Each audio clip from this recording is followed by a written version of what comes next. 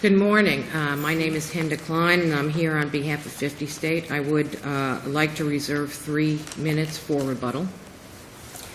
We're here today raising a number of evidentiary and other issues that occurred during the trial as grounds for a new trial.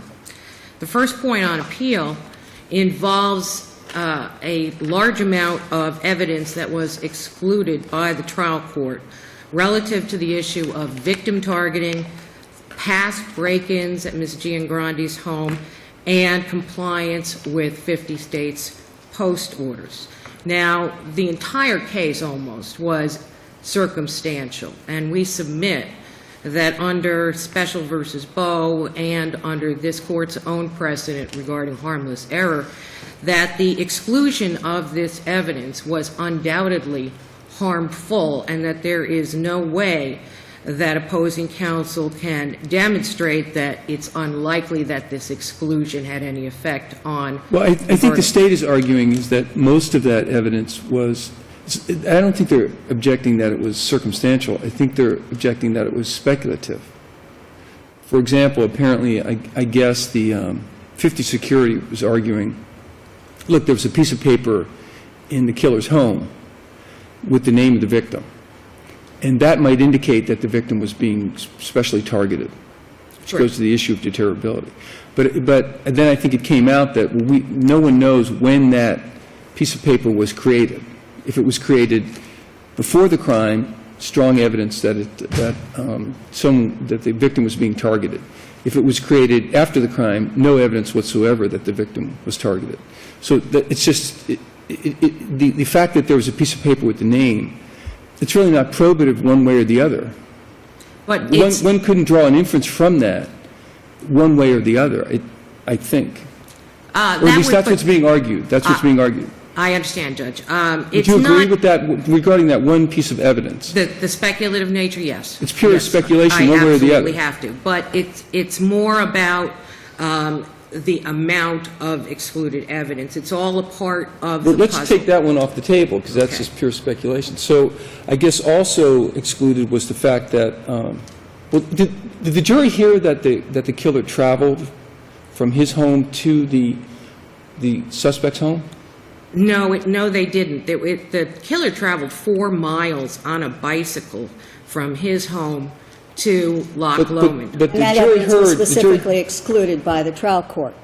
It was specifically excluded insofar as it was evidence of the targeted nature of the crime. But the fact came into evidence. The jury heard the fact that the defendant lived at one location and the crime occurred at another location. But the jury was not able to hear that it was 4 miles, that he was on his bicycle, and that he, at least according to his own confession, didn't just randomly pick a home. It appeared from these various portions of the circumstantial evidence excluded that he did, in fact, target this home. I mean, the killer testified in his own confession he did not target. He didn't testify. The killer. He gave a confession in the criminal case. He didn't testify at this trial.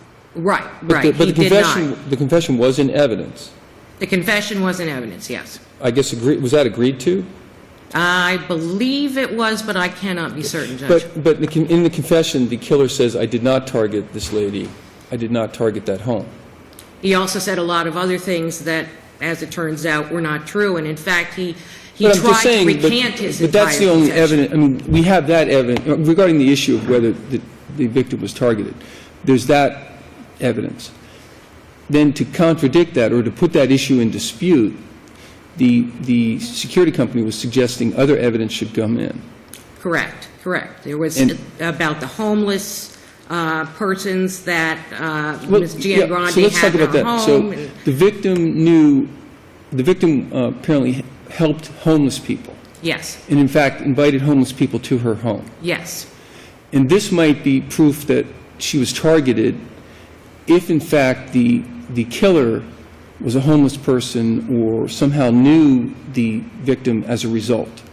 Now, but until you have that second piece of evidence, it seems to me the first piece of evidence, again, the fact that she worked with homeless people, it might prove that she was, that some homeless person targeted her, but it might not prove it, right? I mean, that's just, it's still speculative. Absolutely. Until you have that other link.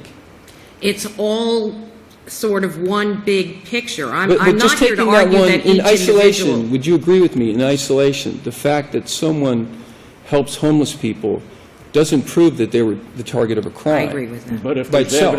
if there's evidence that Mr. Matarans had a connection to a homeless person and came 4 miles by bicycle and stayed in the background for a long time, then there's perhaps an argument, at least, for the admission of the piece of paper with Miss Giangrande's name on it, correct? Yes, and So I gather- believe that there was So I some... gather what you're arguing is you have to take it all together, and that taken together, that the trial was flawed or unfair.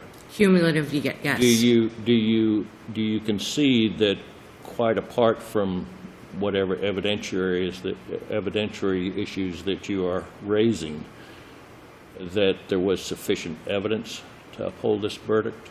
No, I don't. Well, this is an appeal from an order denying a motion for new trial. Yes. You did not appeal that portion of the order relating to the directed verdict. The problem with that, Judge, and this is why we did it the way we did it, although we did move for a directed verdict with respect to our compliance with the post orders, the trial judge actually excluded a significant amount of that evidence, specifically Mr. Thompson's evidence, regarding our compliance with the post orders. It seems very odd. What I'm hearing and what I'm reading is that you seek a reversal based upon your argument is there was insufficient evidence to support this verdict, but you want a new trial, and that just seems counterintuitive, and I question whether or not this is the right process to get a new trial if there's insufficient evidence. Well, Your Honor brings up a good point. There are actually two reasons. Every once in a while, Ms. Klein, I get lucky. There are actually two reasons that we believe that the verdict was against the manifest weight of the evidence. The first one is based on the compliance with the post orders, much of the evidence of which was excluded, and Was that the is why. exclusion of the evidence that went to the heart of the defense, and it was what your argument is that there was insufficient evidence of causation. Yes, yes. Let's talk about, just for a moment again, the exclusion of the evidence. It's my understanding that the plaintiff did not dispute the qualifications of your expert to render opinions on whether or not this was a victim-targeted crime. That's true.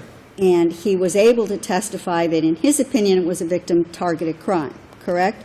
He was, but he was not But he able... was unable to then state the reasons as to why he concluded this was a victim-targeted crime.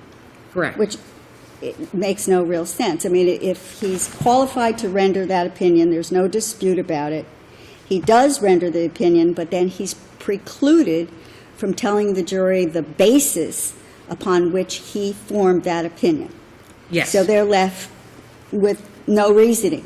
Exactly. Well, there was evidence, as I recall, there was some evidence that he, from this defense expert, that he was there, that he testified in support that the Matarans was supposedly there for 2 hours, and that he, I think, had some prior crimes or something of that nature. There were 3 or 4 things that he did raise in support of that. Right, and the prior crimes, actually, that was excluded as well. And that went directly to Ms. Giangrande's comparative negligence in leaving open her window, knowing... But the basis of his opinion... His opinion, yes. ...was, which he couldn't testify to, part he could and part he couldn't, was this piece of paper that had her name on it in his kitchen, which was found after the crime was committed. The fact that he drove his bicycle at 1 o'clock in the morning for 4 miles, and in his own statement, he said he went to this development, that he went into this development.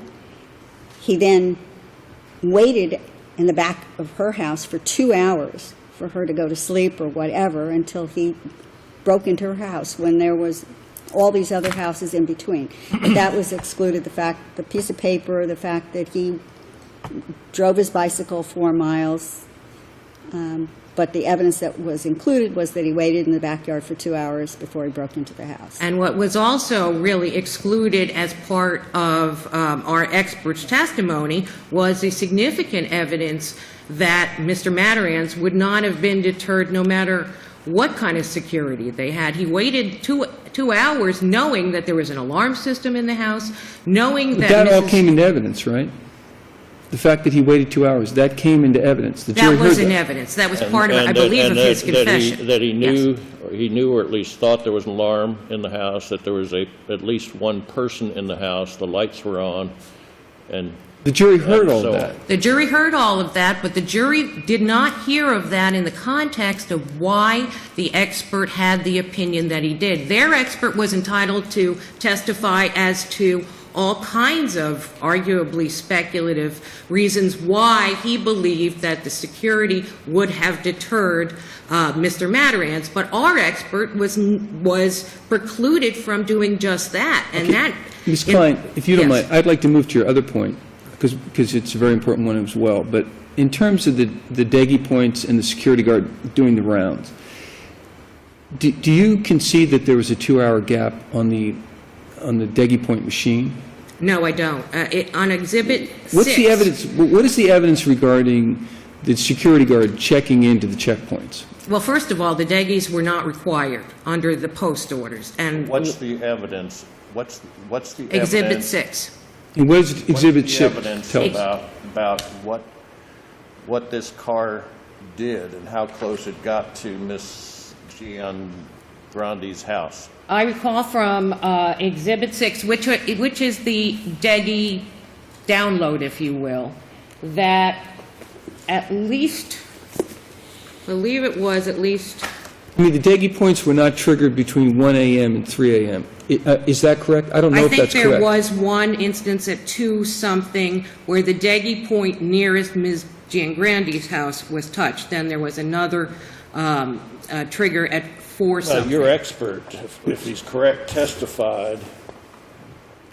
Here's what he testified. We know they were, speaking of security, they were beyond that Glen Eagle post at least twice, that they touched the Deggy point at least twice between 1 and 3 o'clock a.m. They're driving around with yellow lights flashing and so on and so forth. Was that Glen Eagle point near the... Glen Eagle, as I recall, was the point most near to Ms. Giangrandi. And you could see from the How Deggy... big was this Loch Lomond complex? Is that in the record? I don't think it is, but my recollection, No, there's something about that's all right. 180 houses. That's all right. I don't think it's enormous, but there was no actual requirement in the post orders for the security guards Okay. to touch the Deggy at any particular point in time. I hear that loud and clear. But was there, I'm just trying to look at, was there anything there for the jury to find? They can't speculate. Well, that's... But my question is, if you don't mind, is what is the evidence, very objectively, regarding whether the Deggy points were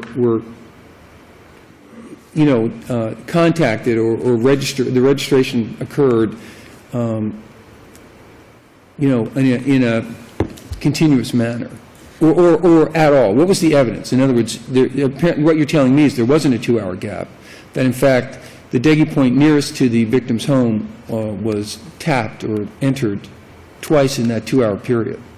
I cannot represent to Your Honor that it was twice within that particular 2-hour period.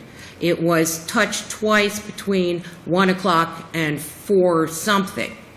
And it was touched in that 2-hour period at least once. All right. Thank you, Ms. Klein.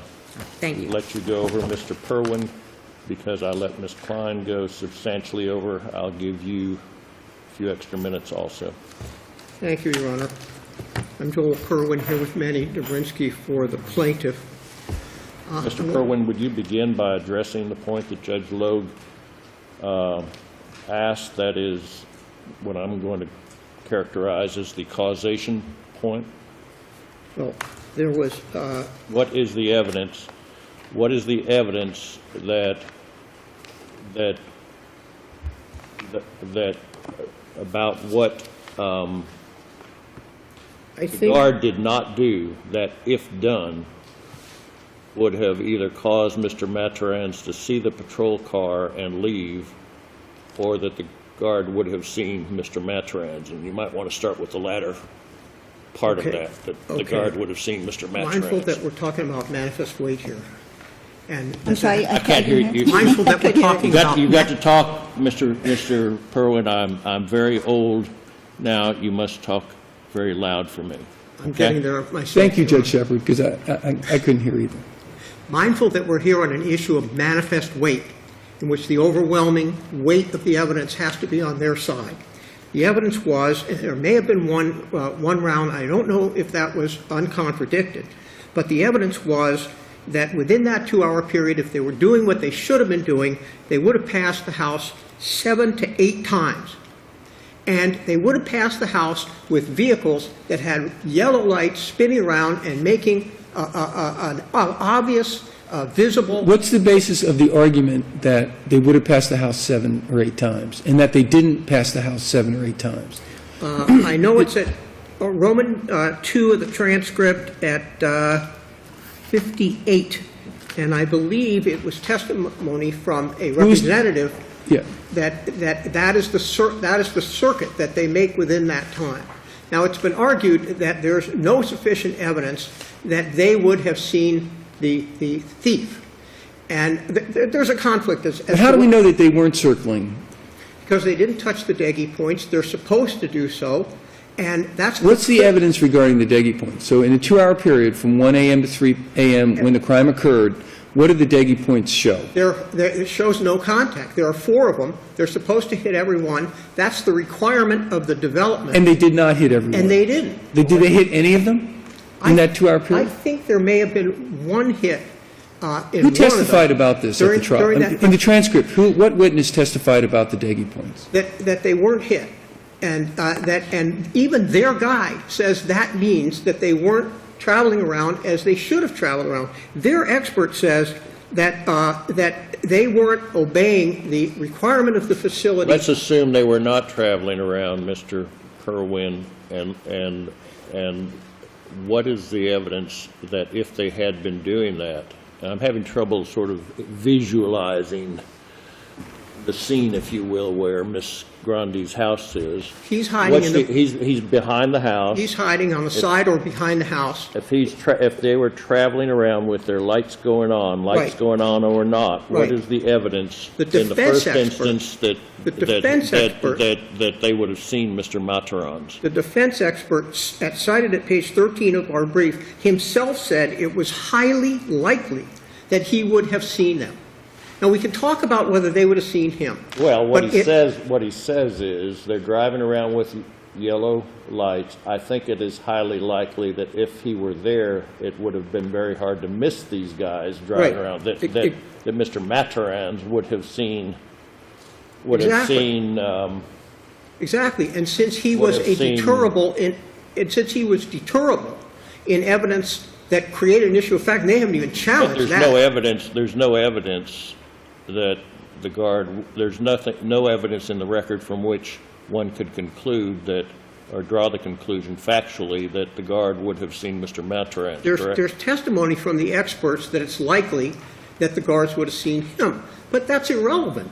The testimony is that this highly deterrable. Well, no, wait a minute, Okay. but that's not irrelevant when the defense expert testifies that it wasn't deterrable because he was a risk taker and wanted to testify as to why he believed this was not a deterrable crime and was limited in his ability to do that. So Okay, it was now- in dispute whether that was one of the major issues in dispute of this case as to whether this was a deterrable crime at all. Okay, now we're shifting to the evidentiary point. Well, no, but I mean, you just said it was undisputed that this was a deterrable crime. It was not undisputed. There was evidence on both sides. I mean, it Our was guy hotly won, disputed. and they're arguing a point of evidence, and they're arguing evidentiary rulings. That's a different issue. It was highly relevant that he would have seen them because he was deterrable, and the jury bought our evidence as a question of sufficiency. So whether they would have Now, seen him... this is an order, this is an appeal from an order denying a new trial, not from a directed verdict. That's right. And And so... do we, is the issue a sufficiency of the evidence issue? Let's assume that we were to conclude that the evidence was insufficient. Can we reverse for a new trial based upon insufficiency? Yes, if you reach the conclusion that the evidence overwhelmingly favored them and was not in equipoise or that they didn't have an overwhelming case. And with all respect, when even Well, their... what if there's no evidence, if it's insufficient, then the evidence overwhelmingly favors them. But how can you say there's no evidence? I'm not arguing that. I'm trying to Absolutely. figure out what it is we are there's no evidence, they get a new we are trial. supposed to look at. If there's no evidence on our side, they get a new trial, of course. Then, because the manifest way of the evidence... If there's no evidence on your trial, then isn't it over? I mean, why would there be a new trial? Because that's all they asked for. Okay. And that's all they could get. So, but there was substantial evidence that their own expert says that if they were patrolling adequately, he would have seen them. Our evidence was he was deterrable. So we moved then, Judge Rothenberg, to the question of, well, were they hampered in the ability of their expert to counter ours? And respectfully, the whole is no greater than the sum of its parts. And the sum of the parts they're trying to introduce are, frankly, so speculative as to be almost absurd. Their first argument is that the home had been victimized before. We respond to that. They tell us, well, that's only relevant to comparative faults. We'll talk about comparative fault. Their second is that he had a connection to the homeless because he knew one homeless person, and she had had homeless people to her house.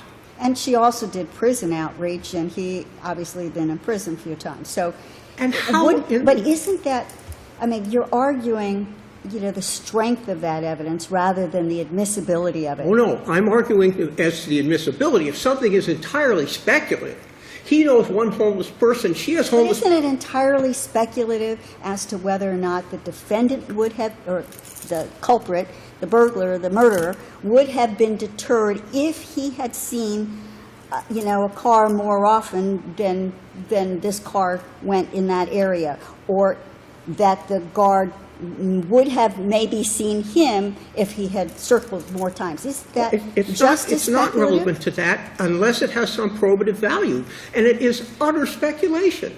Utter speculation. But how is that any less speculative? Both experts are giving opinions based upon certain facts that they've considered. If the one expert says, I believe this was a deterrable crime, and I believe that it would have been deterred if the car had circled more than it did, because I believe this burglar would have seen the car, and I believe the guard would have seen him.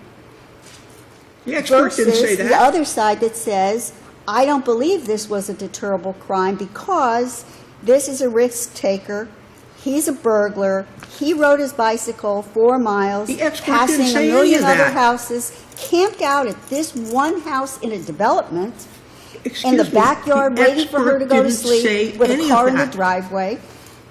They tried to put that in. They didn't say I the know. expert relied on any of that. What the expert relied is at my brief at page 13, note 14. They said, we want to put in that evidence. Right. We don't think... But I'm saying the trial court excluded it, and what I'm asking is, how is one side of the evidence any more speculative than the other side? These are simply experts who say, here are all the factors I considered in forming the opinion I have, which is either that this was a deterrable crime or not a deterrable crime.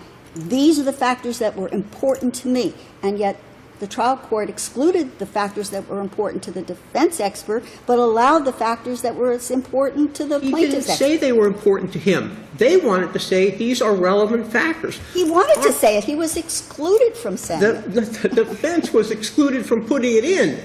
All of these. That's very different than The saying the expert wanted to rely on. What the expert Mr. wanted to rely on is at page 13, note 14 of our brief. And, Your Honor, our You're expert... not saying he didn't rely on it. It's just that the trial court precluded him from telling the jury he relied on it. Well, because it's speculative.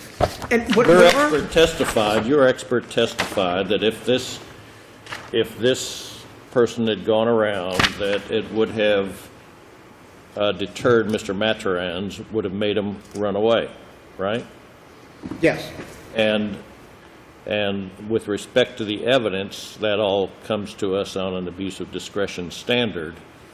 And unless, I guess, it's against the manifest weight of the evidence, then we affirm. And there are discretionary rulings on evidence, which is a legitimate argument to make. Our expert said, here's what I relied on. None of it was speculative. I mean, there was some evidence from this expert, as I said, from the defense expert, that it was not deterrable. Correct. Maybe they didn't get it all, but they got some. Of course, they got a lot. I gave you a bunch of citations to what they heard.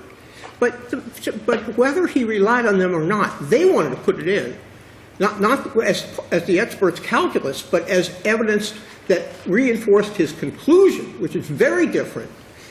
They can't put it in if it's utter speculation. I knew a homeless guy. She brought homeless people into her house. Therefore, he went in there knowing that she brought homeless people in there. He didn't know that.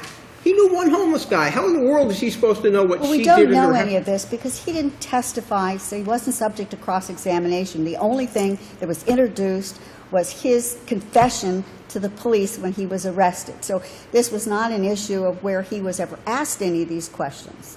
We don't know. Because it was entirely speculative. Judges make evidentiary rulings. You can't just say, well, they didn't hear this. The question is, was it admissible evidence that they should have heard? It was absurd to make that connection. And it was Mr. ridiculous. You need to bring your argument to a close, please. And the other two, the bicycling 4 miles, they heard that.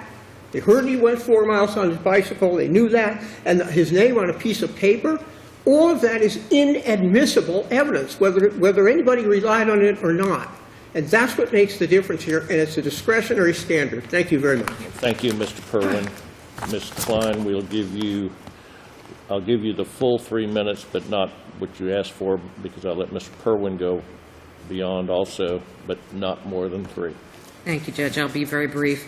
In response to the court's questions about the evidence regarding the Deggy points, specifically Mr. Leary, who was a field supervisor for 50 State, testified in his deposition at pages 24 and 25. That's where he explains the Deggy system and that the guards are supposed to touch it randomly and not in, so many per hour. What is the evidence, if you have it, with respect to, point us where the exhibit is of the evidence as to whether or not the security guard touched the Deggy point between 1 and 3 a.m., the period during which the person was, Mr. Matrons, was hiding. Again, it's Plaintiff's Exhibit 6. I'm looking at it now, and this is the download from the Deggy system. At 12:43, Glen Eagle Drive was touched, again at 1:51 a.m., again at 2:25 a.m., and again at 4:40 a.m., as well as 5:28 a.m. Is there evidence that Glen Eagle is the closest spot to this house? There was evidence. I couldn't locate it fast enough, but that was the evidence of record from someone. And the Leary Depot wasn't evidence before the jury. You cited to the deposition of Mr. Leary. Yes, it was a video deposition that was shown to the jury. Unfortunately, was not transcribed. That exhibit went into evidence? That exhibit is in evidence. It's also as part of the supplemental record in this case. With respect to... about 1 minute left, Ms. Klein. The only other point I wanted to make, and this point can't be emphasized enough, the post orders do not require that the Deggy be touched at all, much less touched at a specific point in time. Therefore, there was insufficient evidence to establish that 50 State breached its contract, and certainly insufficient evidence to sustain any contention that any alleged breach of contract was the proximate cause. Thank you. Thank you, counsel.